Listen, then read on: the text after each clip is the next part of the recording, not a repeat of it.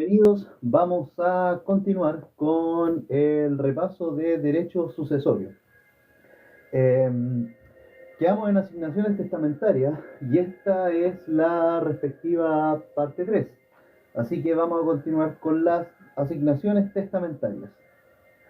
Las asignaciones testamentarias son aquellas en que la persona de los asignatarios y la parte que cada uno de estos lleva del patrimonio del causante, la determina el propio causante mediante el testamento. Las asignaciones testamentarias, entonces, son aquellas en que la persona de los asignatarios y la parte que cada uno de estos lleva del patrimonio del causante, la determina el propio causante. Los tipos de asignaciones testamentarias son las siguientes.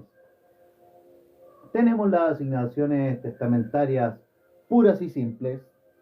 Las puras y simples son aquellas que no implican ninguna modalidad. Tenemos también las condicionales, que dependen de una condición, de manera tal que, según la intención del testador, dicha asignación no vale si el hecho positivo o el hecho condicional no acontece o el hecho negativo acaece. Estos hechos negativos son no hacer, un hecho positivo es hacer. Entonces las asignaciones testamentarias condicionales son aquellas que dependen de una condición, tanto positiva como negativa. De manera tal que, según la intención del testador, esta asignación no vale si el hecho positivo acontece o el hecho negativo acontece también. Si el hecho positivo no acontece y las asignaciones modales, que son las que dependen de un modo, tenemos las asignaciones. El modo es una mera liberalidad, por así decirlo. Tenemos también las asignaciones testamentarias a título universal. Estas asignaciones testamentarias a título universal son aquellas en que el testador deja al asignatario la totalidad de los bienes, derechos y obligaciones transmisibles del difunto o una cuota de dicho patrimonio. Bueno, las asignaciones testamentarias a título universal, aquí se deja al asignatario la totalidad de los bienes, derechos y obligaciones transmisibles del difunto o una cuota o alicuota de estos. Tenemos las asignaciones testamentarias a título singular, que se dejan a determinadas personas. Por regla general, cuando hablamos de asignaciones a título singular nos referimos a los legados. Y también tenemos las asignaciones testamentarias voluntarias y las asignaciones testamentarias forzosas. Vamos a especificar sobre las asignaciones testamentarias condicionales, que pueden ser las más complejas en un momento dado. Las asignaciones testamentarias condicionales, aquí la condición debe consistir en un hecho futuro que no ha ocurrido y que se espera que ocurra en el tiempo que está por venir. Si el hecho existe o ha existido en el pasado, la asignación se tiene por no escrita y no tendrá ningún valor. Entonces, respecto de las asignaciones testamentarias condicionales, aquí la condición debe consistir en un hecho futuro que no ha ocurrido y que se espera que ocurra en el tiempo que está por venir. Si el hecho existe o ha existido en el pasado, la asignación se tiene por no escrita y no va a tener ningún valor. Ahora, ¿cuáles son las condiciones que la ley declara ineficaces? Porque hay condiciones que la ley declara ineficaces en relación con las asignaciones testamentarias. Estas son las siguientes, chicos, que son, primero, la condición de no impugnar un testamento. Es inválida, no tiene ningún valor. La condición de no impugnar un testamento. También, la condición de no contraer matrimonio. Ojo con eso, no es válida. La condición de no contraer matrimonio no vale si se trata de que el asignatario no contraiga matrimonio antes de cumplir la mayoría de edad. Ojo con eso. No vale si se trata de que el asignatario no contraiga matrimonio antes de cumplir la mayoría de edad. Y otra condición que no vale es la condición de permanecer en estado de viudez. La condición de permanecer en estado de viudez, salvo si el asignatario tiene hijos de un matrimonio anterior al momento de deferirse la asignación. Entonces, las condiciones que no son válidas para el legislador chileno son, primero, la condición de no impugnar un testamento, la condición de no contraer matrimonio. Aquí no vale si se trata de que el asignatario no contraiga matrimonio antes de cumplir mayoría de edad, y la condición de permanecer en estado de viudez, salvo si el asignatario tiene hijos de un matrimonio anterior al momento de deferirse la asignación. Hola Capriz, buenos días, ¿qué tal? Tanto tiempo, bienvenida a este espacio. Esas son las condiciones que el legislador no permite en caso tratándose de asignaciones testamentarias. Ahora vamos a ver la contracara. Condiciones que la ley sí considera válidas.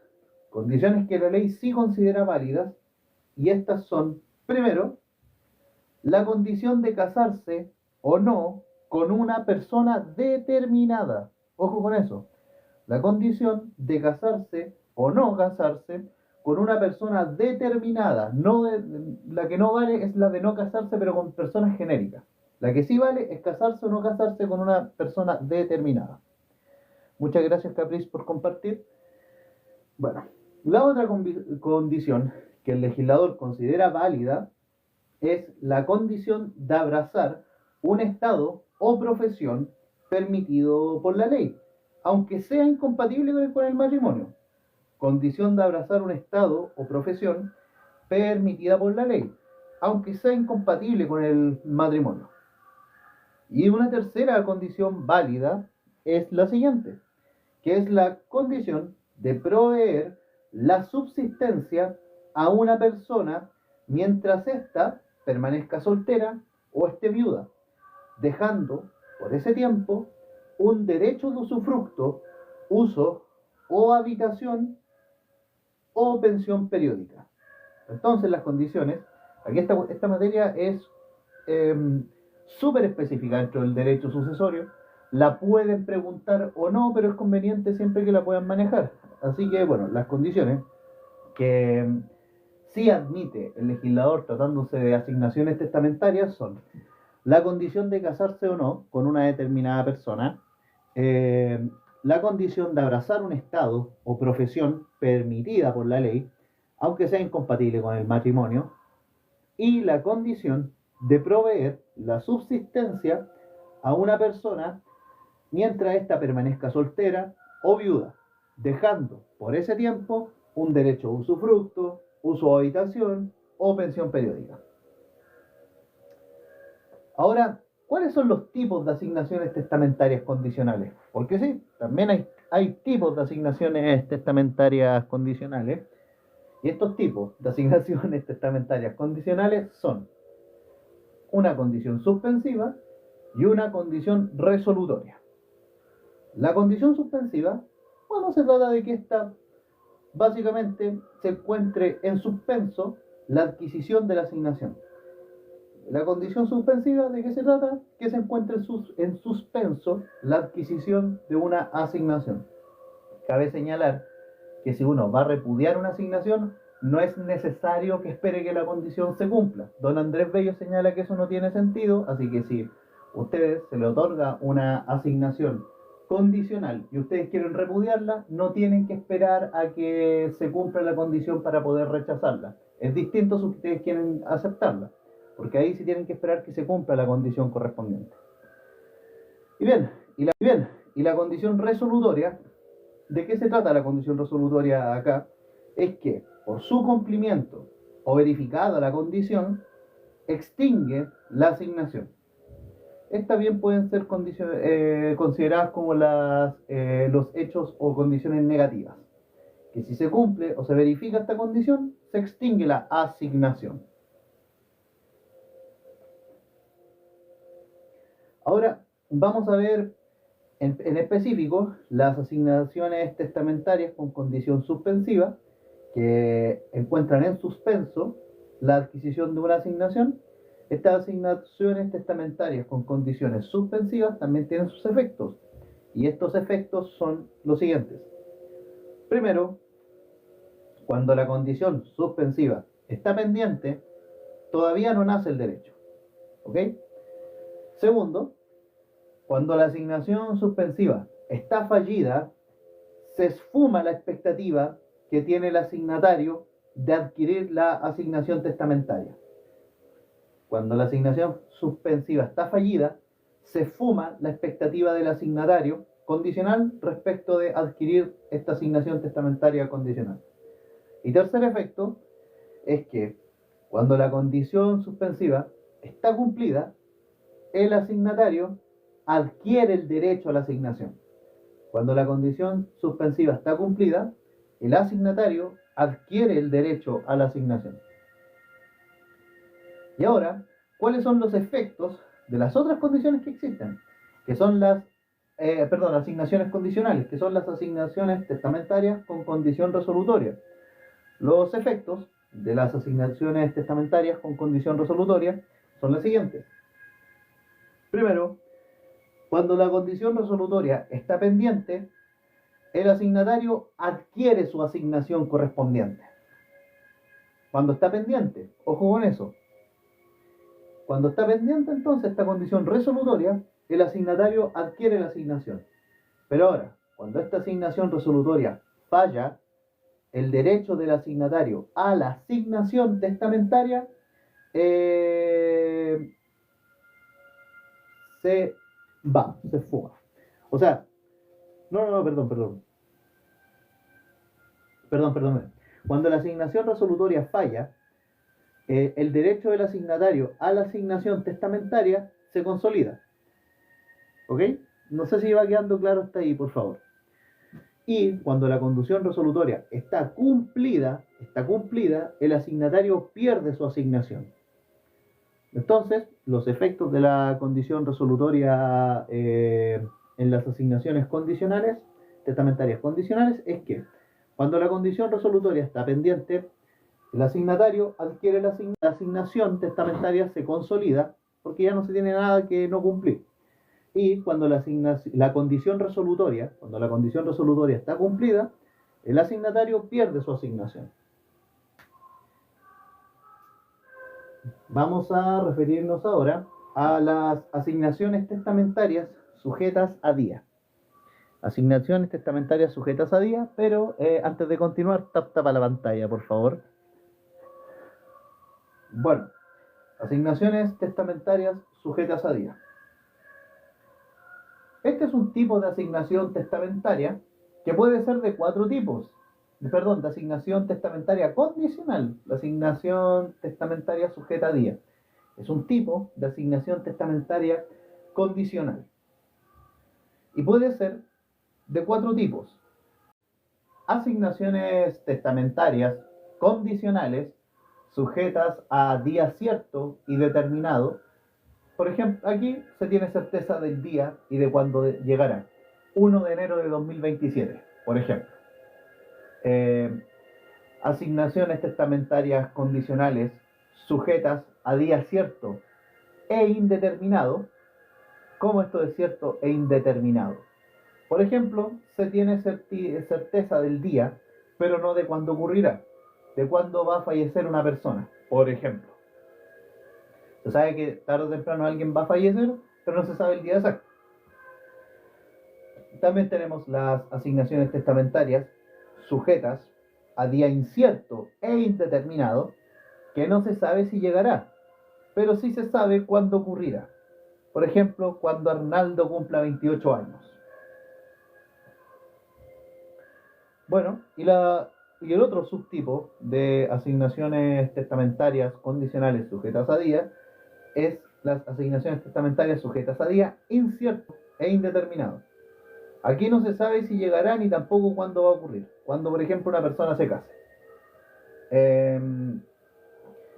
Entonces, bueno, aquí tengo que hacer una precisión de lo que dije, pero vamos a repasar las asignaciones testamentarias sujetas a día, que son un tipo de asignación testamentaria condicional, que tiene 4 tipos, que son las asignaciones testamentarias condicionales sujetas a día cierto y determinado, donde se tiene certeza del día y de cuándo llegará, 1 de enero, por ejemplo. Las asignaciones testamentarias sujetas a día cierto e indeterminado, donde se tiene certeza del día, pero no de cuándo ocurrirá, por ejemplo, el fallecimiento de una persona. Las asignaciones testamentarias condicionales sujetas a día incierto, pero determinado, que no se sabe si llegará el día, pero sí sabe cuándo ocurrirá, cuando una persona esté de cumpleaños, por ejemplo, cuando Arnaldo cumpla 28 años. Y las asignaciones testamentarias condicionales sujetas a día incierto e indeterminado. Aquí no se sabe si va a llegar el día y tampoco cuándo va a ocurrir. Por ejemplo, que alguna de las personas que estén aquí en el chat se case. Hola, don Seba, saludos y bendiciones. Tenga un lindo domingo entretenido. Muchas gracias por auspiciar este entretenido espacio. Vamos ahora a referirnos a las asignaciones testamentarias modales. Asignaciones testamentarias modales. ¿Qué carajo son las asignaciones testamentarias modales? Bueno, aquí participan 3 sujetos. Ojo con eso. Participan 3 sujetos, que son el testador, el asignatario modal y el beneficiario del modo. En las asignaciones testamentarias modales participan 3 sujetos. Ojo con esto. El testador, el asignatario modal y el beneficiario del modo. El modo no suspende en ningún caso la adquisición de la asignación testamentaria mientras no se cumpla el modo. Ojo con eso. Usualmente se le aplica la cláusula resolutoria que impone la obligación al asignatario modal de restituir la cosa y los frutos si no cumple con el modo. Ojo, esta cláusula no se subentiende. No se subentiende la existencia de esta cláusula modal por el solo hecho de existir la obligación modal. De esto nace la acción resolutoria, cuyos sujetos activos son los herederos y los beneficiarios del modo. Bueno, a mí cuando me pasaron las modalidades en acto jurídico, se nos señaló que esto era un gravamen o mera liberalidad. Esto entiéndanlo así, por favor. Vamos ahora a hablar nuevamente sobre las asignaciones forzosas, pero son los tipos. Aquí ustedes consideren que esto es un repaso, ¿ok? Las asignaciones forzosas tienen los siguientes tipos. Y son, primero, los alimentos que se deben por ley. Segundo, las legítimas. Y tercero, la cuarta de mejora en la sucesión de los descendientes, ascendientes y cónyuges sobrevivientes. Respecto de los alimentos que se deben por ley a ciertas personas, tenemos que señalar que los alimentos, derecho a alimentos como se conoce, pueden ser alimentos voluntarios o alimentos forzosos. Respecto a los alimentos voluntarios, el testador se obliga a darlos sin que se lo imponga la ley. Esto se asigna a la cuarta de libre disposición o se puede instituir como un legado. Los alimentos voluntarios, entonces, aquí el testador se obliga a darlos sin que se le imponga una obligación legal, y esta se asigna a la cuarta de libre disposición o se puede instituir como legado. Respecto a los alimentos forzosos, son aquellos que la ley obliga a dar a ciertas personas y constituyen una baja general de la herencia, que está señalada en el artículo 959 del Código Civil, salvo que el testador disponga a un asignatario en particular que cumpla dicha obligación legal. Entonces, claro, los alimentos forzosos son aquellos que la ley obliga a dar a ciertas personas, constituyen baja general de la herencia, salvo que el testador disponga a un asignatario en particular que cumpla dicha obligación legal. Respecto de las legítimas, estas están señaladas en el artículo 1181 y siguientes del Código Civil. Pero la definición de legítimas está en concreto en el artículo 1181. Y dice el 1181 que las legítimas son aquella cuota de los bienes de un difunto que la ley asigna a ciertas personas llamadas legitimarios. El artículo 1181 del Código Civil señala que las legítimas son aquella cuota de los bienes de un difunto que la ley asigna a ciertas personas llamadas legitimarios. Los legitimarios, conforme al artículo 1182 del Código Civil, son los hijos personalmente o representados por su descendencia, los ascendientes, excepto los que cuya paternidad o maternidad fue determinada judicialmente con oposición de estos, salvo restitución por escritura pública, conforme al artículo 203 del Código Civil. Y otro legitimario es el cónyuge o conviviente civil sobreviviente, salvo que, por su culpa, dio pie a la separación judicial. Así que, si se casan, no cometan adulterio. Ya. Ahora vamos a referirnos a los mecanismos de protección de las asignaciones forzosas. Mecanismos de protección de las asignaciones forzosas y son los siguientes. Tenemos la acción de reforma al testamento, la interdicción por demencia o disipación, el trámite de insinuación de donaciones irrevocables entre vivos. Esta institución es hiper, mega, ultra especialísima. La limitación de donaciones por causa de matrimonio entre cónyuges,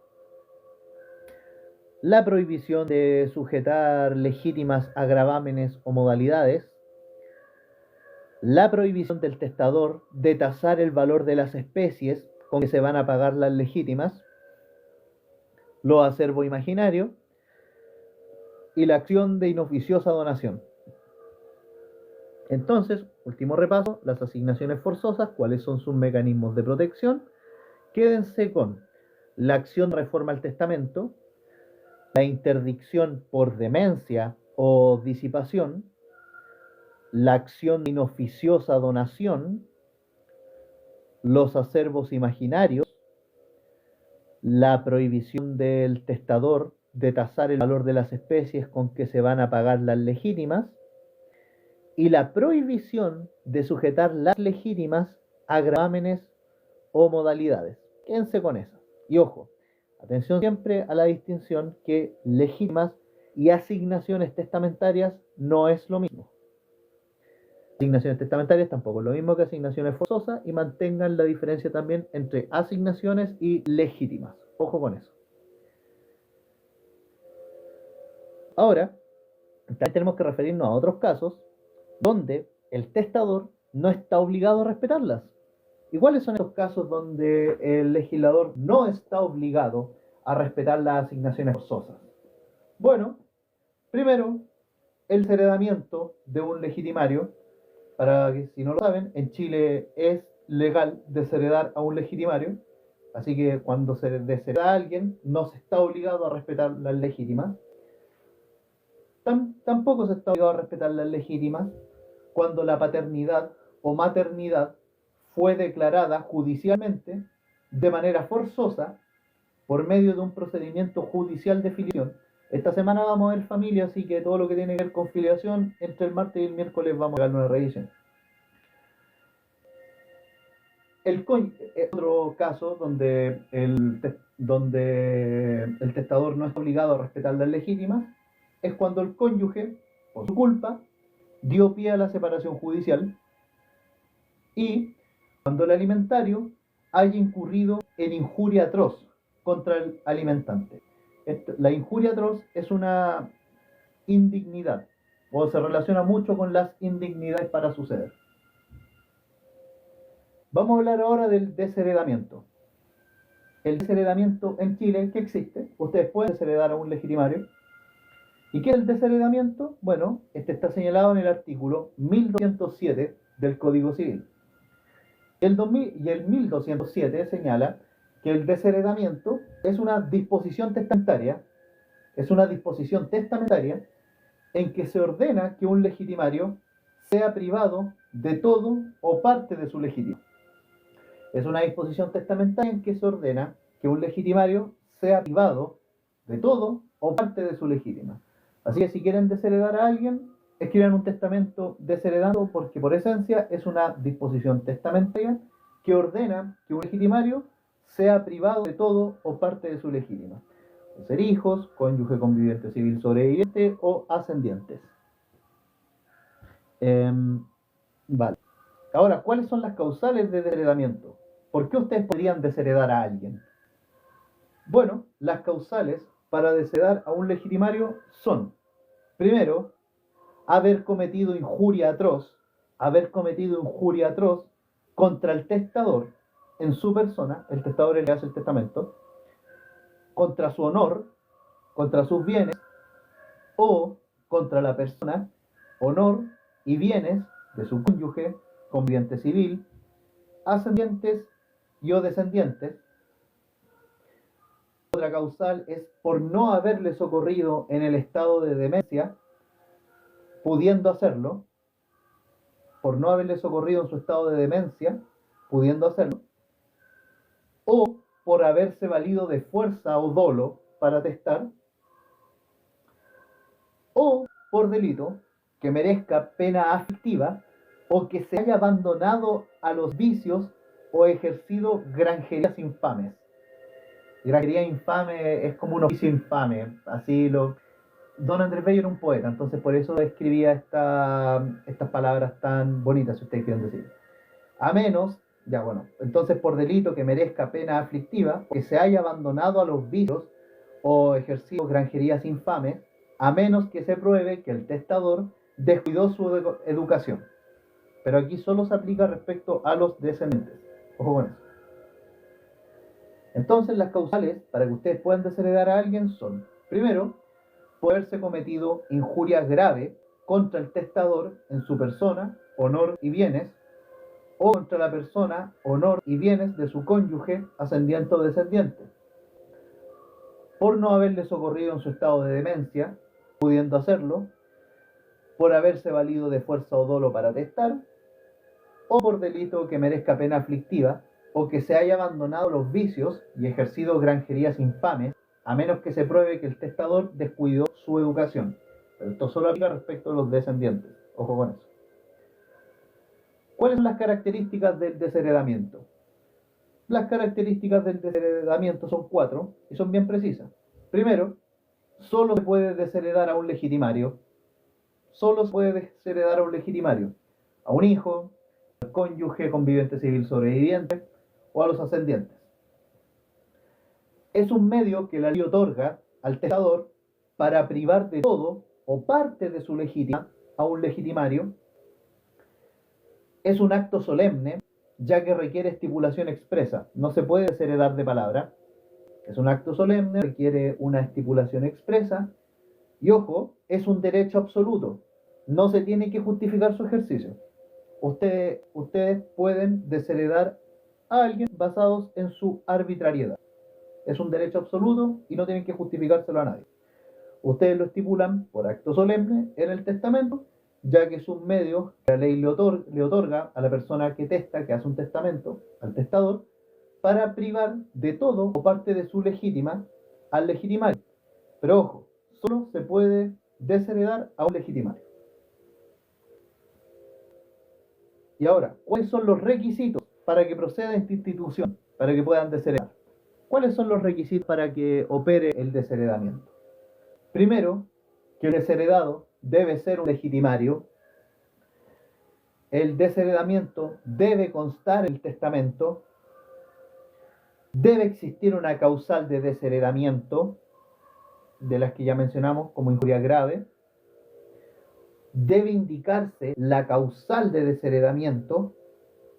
Y ojo, deben probarse los hechos constitutivos de la causa legal de desheredamiento, sin perjuicio de que este derecho ustedes lo pueden ejercer absolutamente.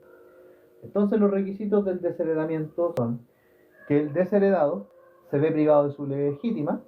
Bueno, esto respecto, habíamos señalado los requisitos, que es que el desheredado debe ser un legitimario, el desheredamiento debe constar en el testamento, debe existir una causal de desheredamiento, debe indicarse la causal y deben probarse los hechos constitutivos de la causa legal de desheredamiento.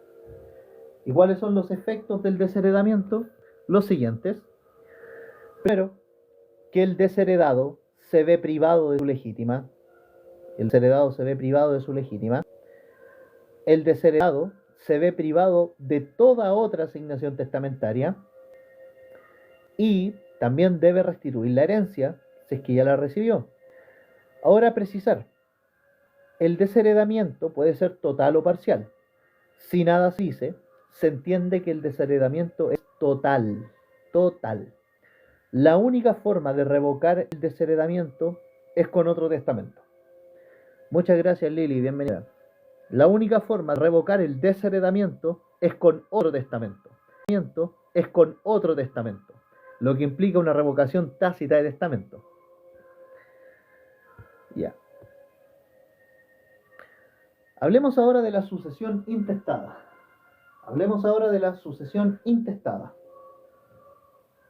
Bueno, la sucesión intestada es aquella sucesión en que el legislador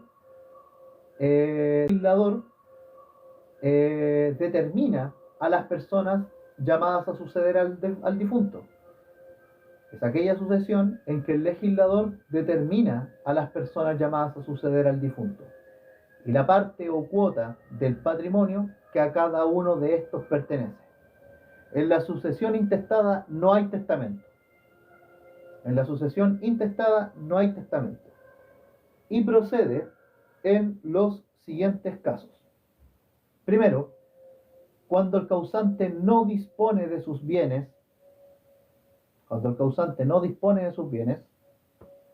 o cuando dispuso de sus bienes, no lo hizo conforme a derecho, o el causante dispuso de sus bienes, pero sus disposiciones no tienen efecto alguno.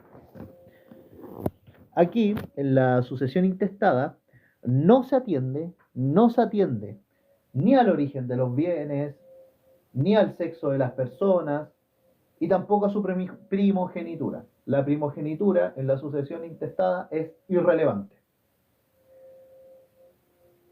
Hablemos ahora de los órdenes de sucesión. Bueno, ¿qué son los órdenes de sucesión? Ustedes pueden definirlos como personas que se excluyen unas respecto de las otras en la sucesión. Personas que se excluyen unas de otras en la sucesión. Es también un conjunto de reglas que determinan la manera en que la herencia se va a dividir a ciertas personas. Es un conjunto de reglas también que determinan la manera en que la herencia se va a dividir a ciertas personas.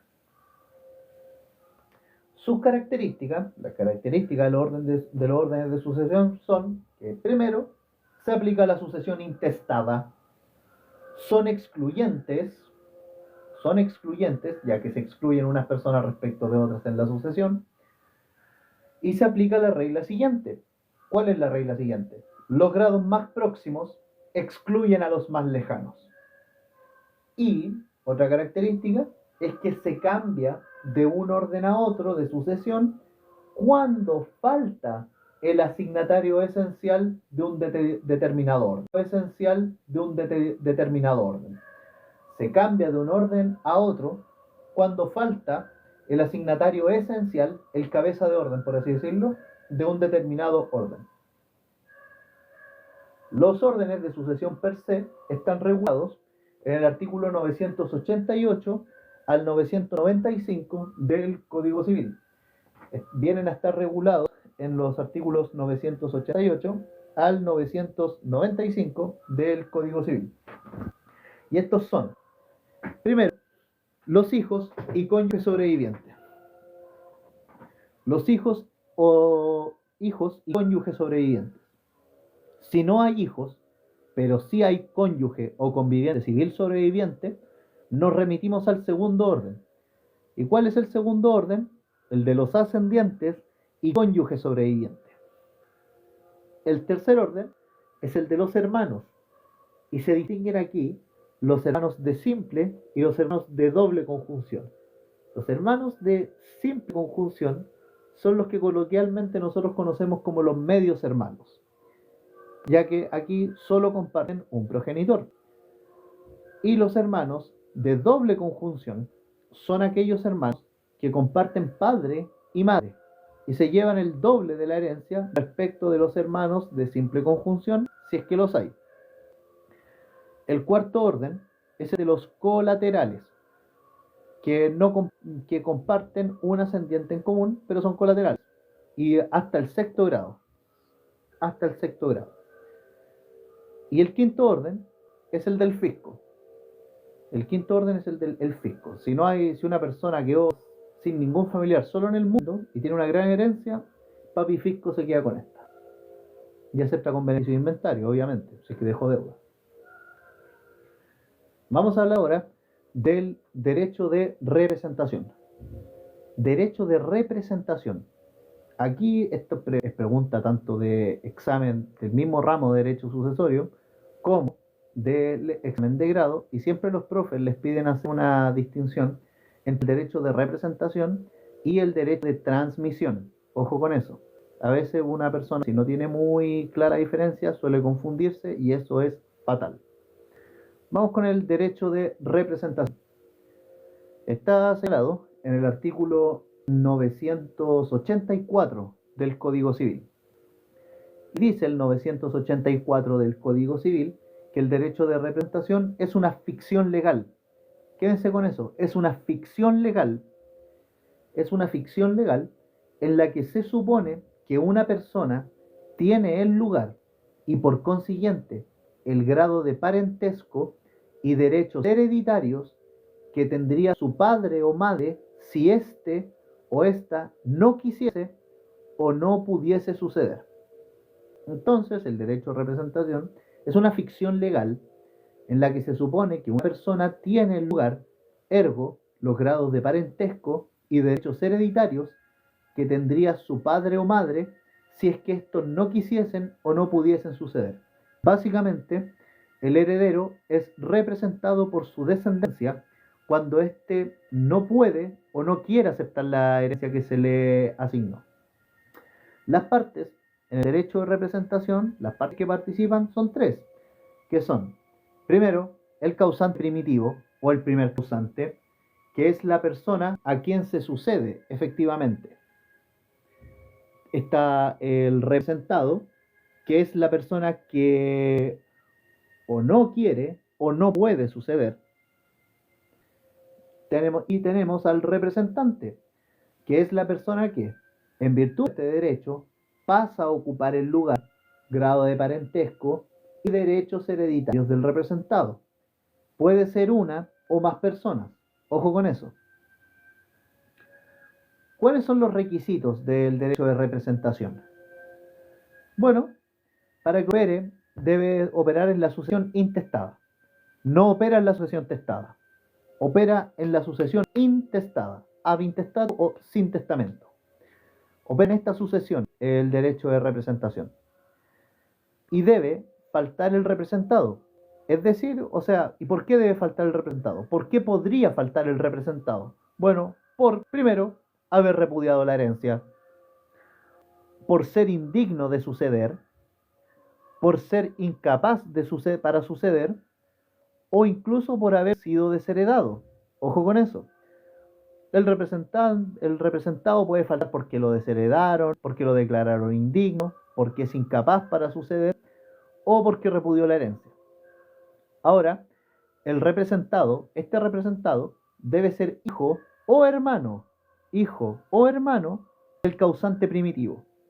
Y el representante debe ser hijo del representado. El representante debe ser hijo del representado. El representante también debe ser digno y capaz de suceder al causante primitivo. Debe ser digno y capaz de suceder al causante primitivo, el representante. Ahora, ¿cuáles son los efectos del derecho de representación? ¿Cuáles son los efectos del derecho de representación? Bueno, los siguientes. Primero, el representante pasa a ocupar el lugar del representado. Es el efecto natural y obvio. El representante pasa a ocupar el lugar del representado. El representante será considerado con el mismo grado de parentesco que el representado, por eso se entiende que esta institución es una ficción legal, respecto al causante primitivo. El representante, entonces, será considerado en el mismo grado de parentesco que el representado respecto al causante primitivo, y este mismo representante, el representante tendrá los mismos derechos que tendría el representado. Respecto a este derecho, el derecho de representación se sucede de dos maneras. Ojo con esto, porque un detalle aquí ya para hilar muy fino. Respecto al derecho de sucesión, se sucede de dos maneras, que son sucesión por cabeza o sucesión por estirpe.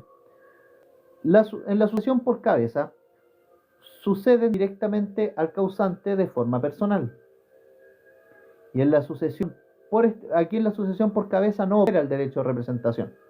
Pero en la sucesión por estirpe, los que suceden por derecho de representación.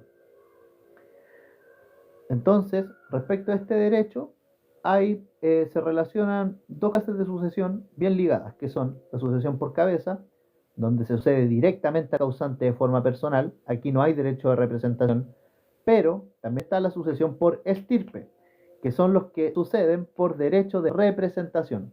Los que suceden por estirpe son los que suceden por derecho de representación.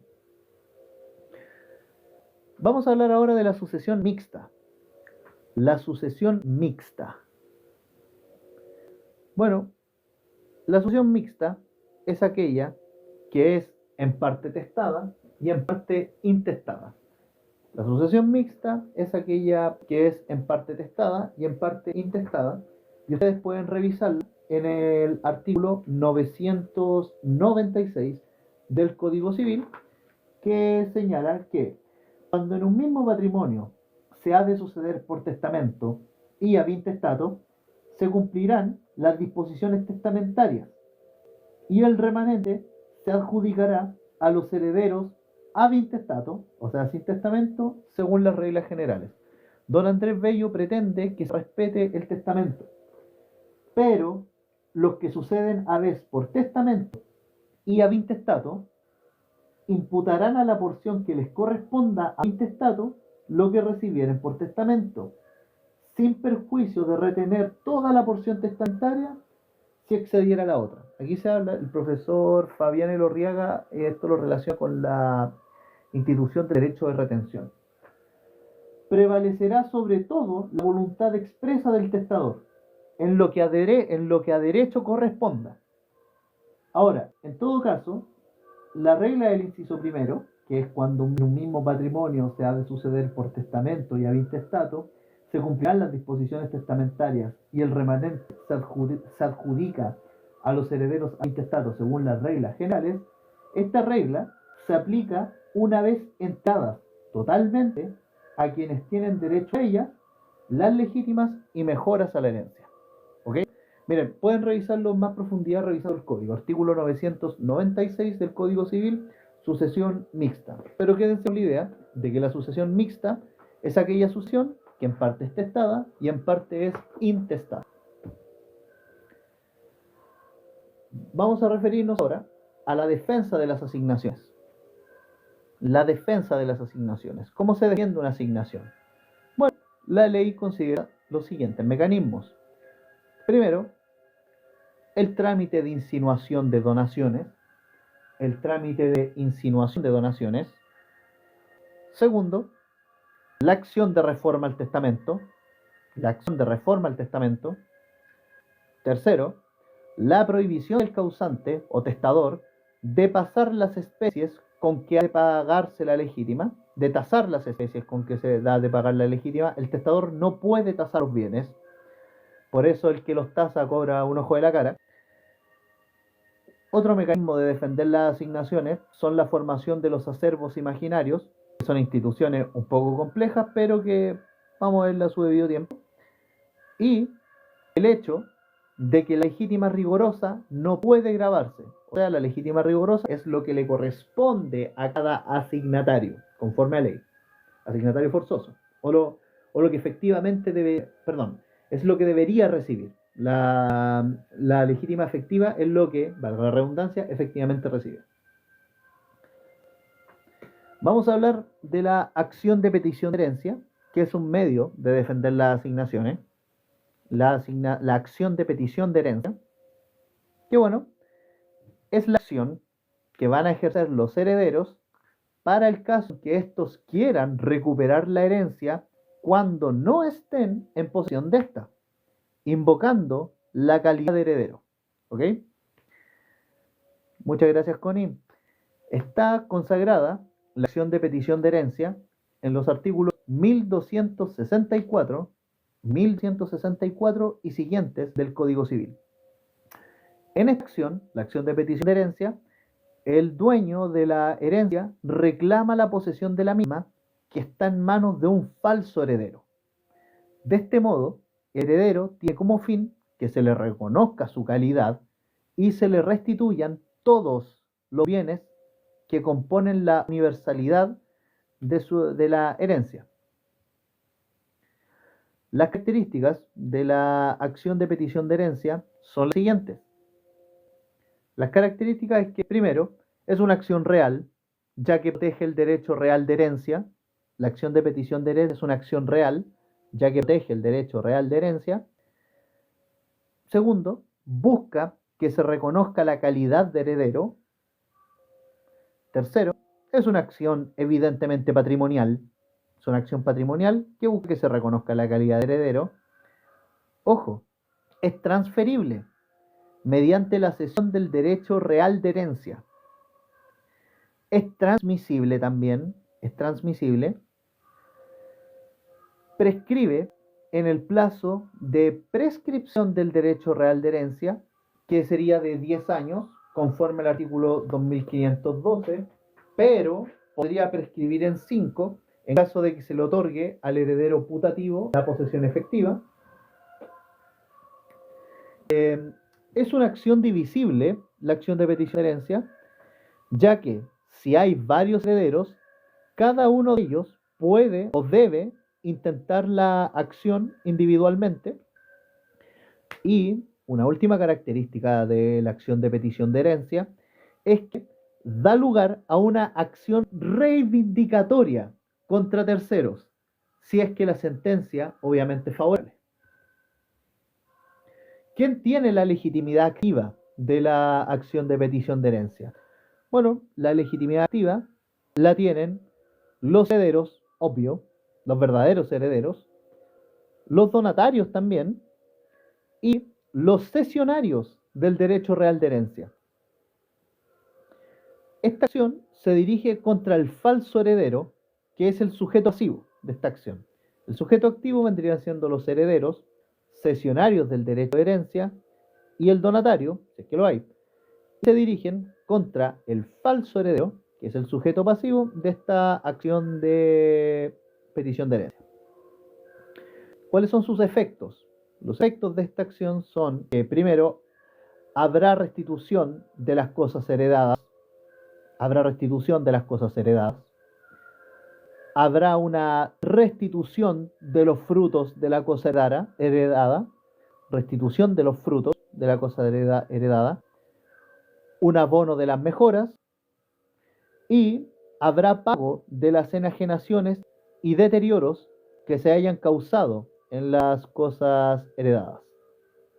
Habrá pago de enajenaciones y deterioros que se hayan causado en las cosas heredadas. Claro, al falso heredero no le puede salir gratis esta posesión que tuvo. Bien, y ya Bueno, ya terminamos con la acción de petición de herencia y ahora vamos a ver la acción de reforma al testamento. La acción de reforma al testamento. La acción de reforma al testamento está regulada de los artículos 1216 y siguientes del Código Civil. Regulada de los artículos 1216 y siguientes del Código Civil.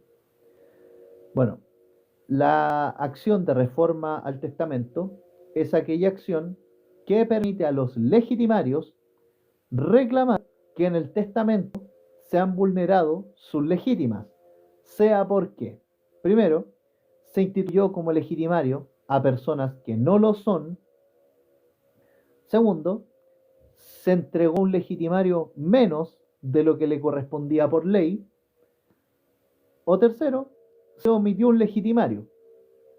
O sea, esta acción permite a los legitimarios reclamar que el testamento ha vulnerado sus legítimas en los siguientes casos: cuando se instituye como legitimario una persona que no lo es, cuando se le entrega un legitimario menos de lo que por ley le corresponde y cuando se omite un legitimario.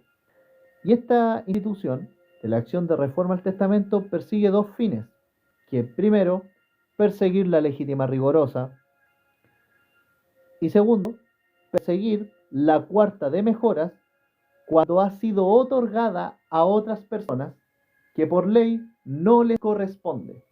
Esto nosotros ya lo vimos en otros lives que van a quedar habilitados en YouTube para que ustedes puedan verlo. Las características de la acción de reforma al testamento son las siguientes.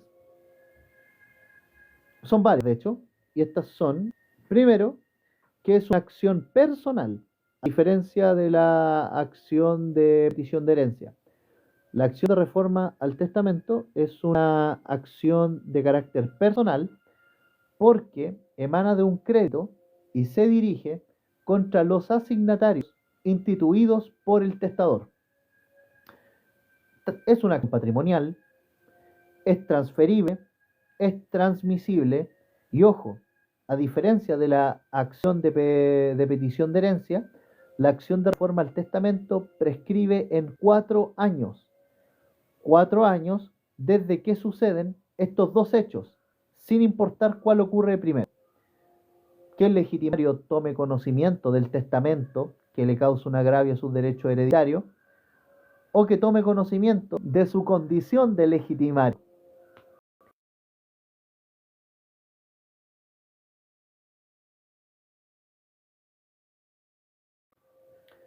Otra característica es que es compatible con la acción de petición de herencia.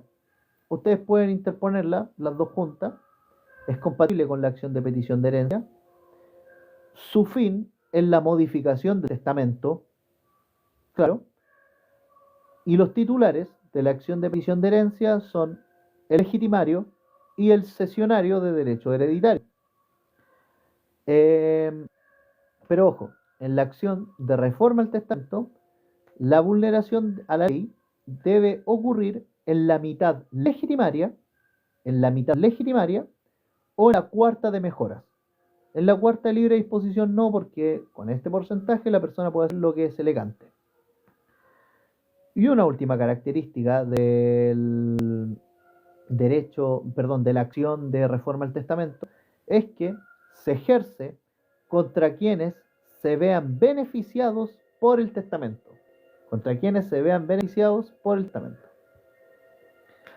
Ahora, chicos, vamos a hablar de una institución muy compleja, que a usted, a más de alguno, puede que le saque un dolor de cabeza, y que son los acervos. Aquí les voy a pedir paciencia porque de verdad es una institución compleja y que, pucha, dicen algunos profesores que si ustedes se las preguntan en su examen de grado es porque el profesor los quiere rajar o porque quiere saber si ustedes cachan la materia. Porque si ustedes pasan esta pregunta a la primera, el profe ya va a decir, ah, ya, los chiquillos se manejan. Pero bueno, sacando esos dos escenarios, es una institución especialísima y que hay que estudiarla con atención.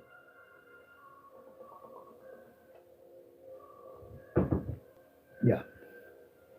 Ante todo, entender qué es un acervo.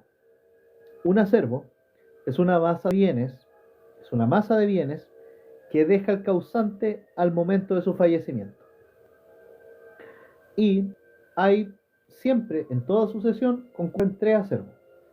Primero es el acervo bruto o acervo común, el acervo ilíquido y el acervo líquido o partible.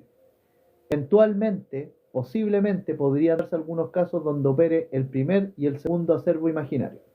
Pero los primeros tres mencionados, el acervo bruto, líquido y líquido, son los que ocurren siempre. Vamos con el acervo bruto o común.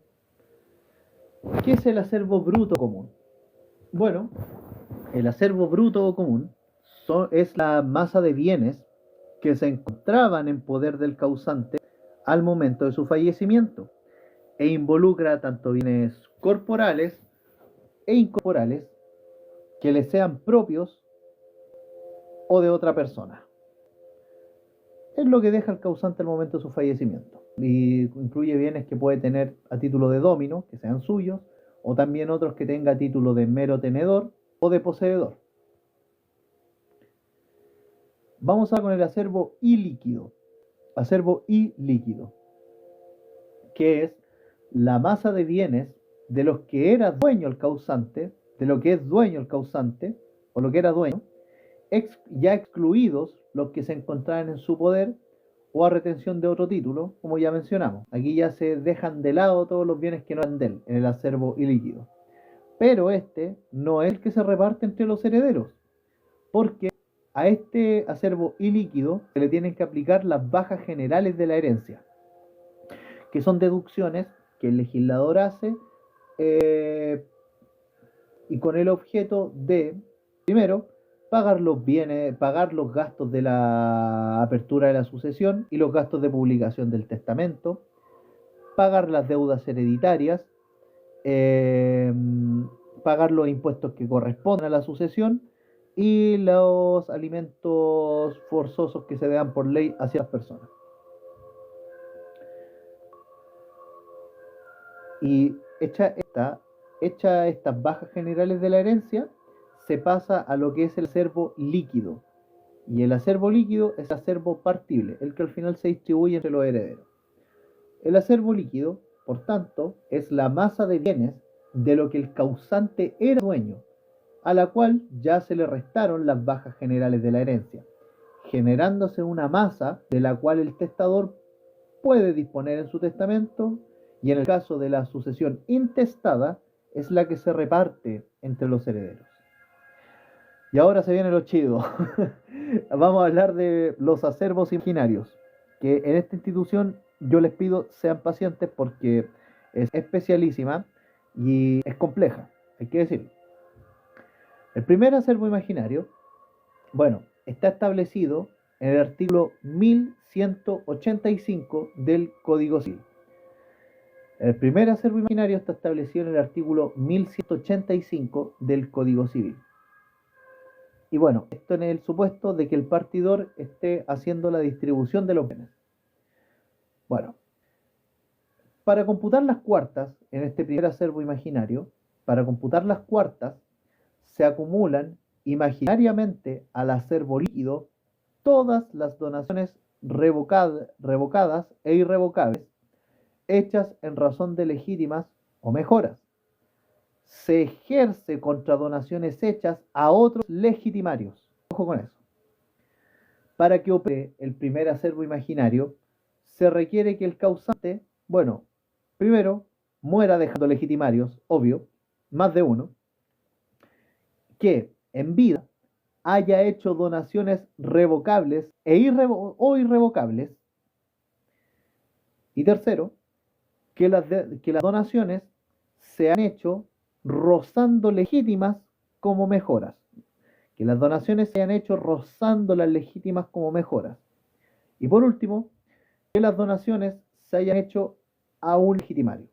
Entonces los requisitos para que concurra el primer acervo imaginario son que primero el causante muera dejando legitimarios, que en vida haya hecho donaciones revocables o irrevocables, que las donaciones se hayan hecho rozando las legítimas como mejoras y que las donaciones se hayan hecho a un legitimario. Ahora, antes de pasar al segundo acervo imaginario, recordar que este asunto ya lo tratamos en un video que ya está subido en YouTube y que ustedes lo pueden revisar con mayor detalle.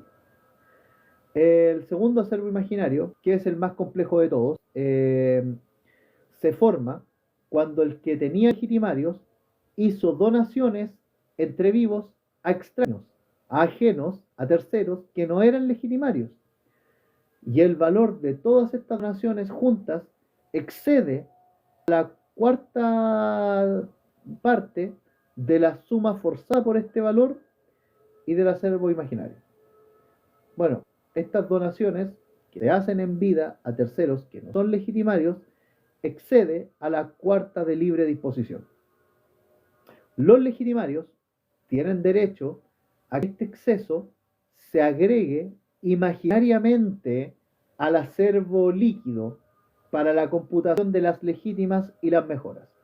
Los legitimarios tienen derecho a que este exceso se agregue imaginariamente al acervo líquido para computación de las legítimas y las mejoras.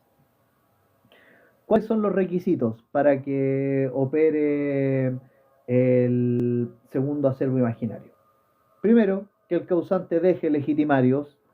Segundo, que en vida el causante haya hecho donaciones a extraños que no son legitimarios. Tercero, que en el tiempo de las donaciones el causante haya tenido legitimarios. Y cuarto, que estas donaciones sean excesivas. Bien, la verdad es que ya superamos la hora y queda un poquitito, así que les doy muchas gracias por haber llegado hasta acá. En el próximo bloque vamos a hablar de... Con esto ya terminaríamos y quedaría todo habilitado en YouTube para que ustedes puedan acceder, tomar nota, escuchar lo que quieran. Muchas gracias a todas las personas que han estado conectadas hasta acá. Gracias Capriz, Sami, Connie, etcétera. Y nada, pues, nos estamos viendo en unos minutitos más. Bendiciones y muchas gracias.